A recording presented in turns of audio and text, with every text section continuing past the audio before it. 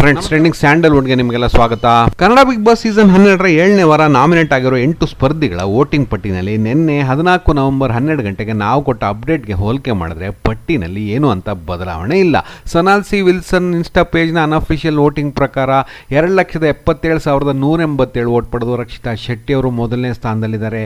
1,78,749 vote ಪಡೆದು ರಘು ಅವರು 2ನೇ ಸ್ಥಾನದಲ್ಲಿದ್ದರೆ 1,48,971 ವೋಟ್ ಪಡೆದು ಅಶ್ವಿನಿ ಗೌಡ ಅವರು 3ನೇ ಸ್ಥಾನದಲ್ಲಿದ್ದಾರೆ.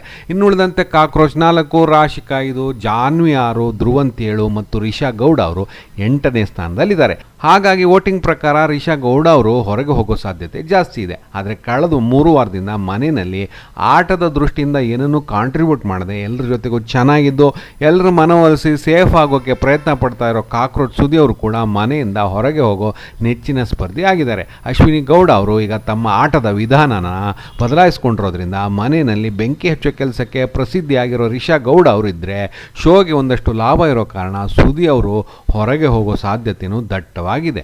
ಮುಂದಿನ ವಿಡಿಯೋದಲ್ಲಿ ಸಿಗೋವರೆಗೂ ಬಾಯ್ ಫ್ರೆಂಡ್ಸ್.